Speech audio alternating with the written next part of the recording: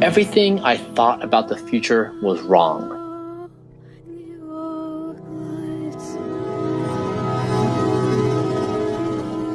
I grew up believing that the world was fixed, that it was unchangeable. Turns out it's not.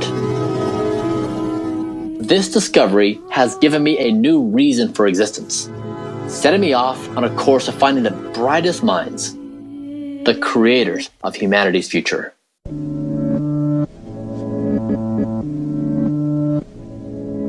In a way, we have three phenomena that we are manipulating. It's matter, life, and mind, right? What would you end up creating when you have mastered all three domains? The most amazing discovery of our generation is that we can program anything. Code is the new language of creation. And this is happening right now in neuroscience, genomics, and synthetic biology.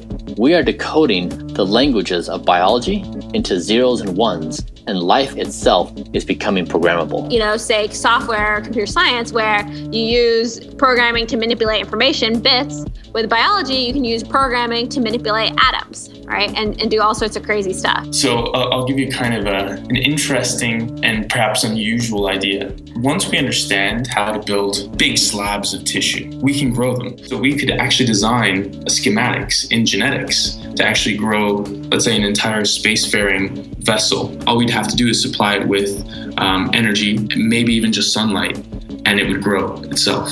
So that could be applied to everything from cars to ships to houses. Yeah, let's see. Instead of growing a tree, cutting it down, and then using mechanical engineering to sort of reshape it into a house, we just design a tree to grow into a house. People forget that the trees they see around them are machines that turn dirt and sunlight into more trees. So there's an incredible amount of potential using the materials we have around us to do quite a bit more good.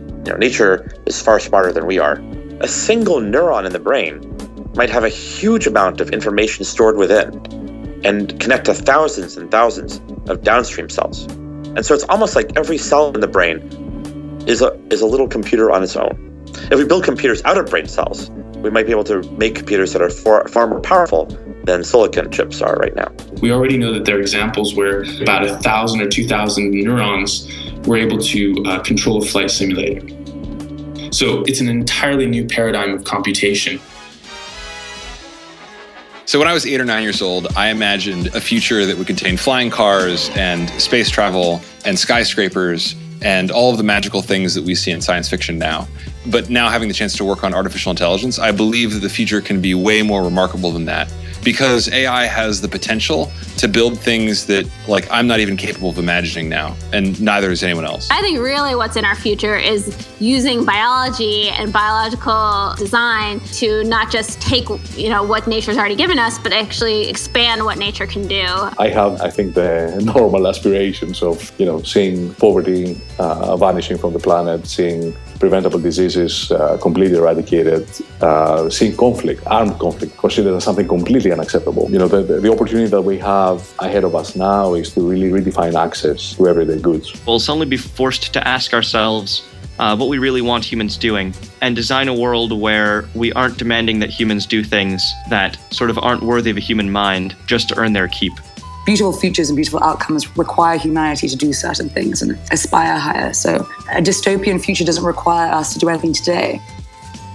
The Google self-driving cars is a great example of the future happening around us. A technology isn't locked into one industry. So what works for driving a car autonomously actually also probably works for flying an airplane or piloting a spacecraft. What we have, though, today is an opportunity to solve transportation mostly as a software problem. And this is extremely exciting. The beauty of life and creation is that you never really know what could come next. For example, if you go back to the early days of the internet, they were just trying to figure out ways to just exchange information across long distances. They had no idea, really, what the internet was going to be capable of.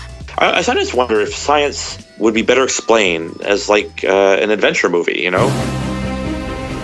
don't hear about the drama and the difficulty and the turmoil, and it's an adventure story. And I feel that the way that we teach science, especially to kids, misses all of that.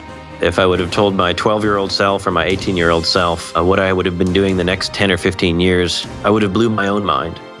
There are a whole bunch of things that I can't even imagine today, but that I think will be possible if we can actually tame the engineering of biology. It sounds sort of odd, but what I'm actually most excited about is the stuff that I can't even dream of today.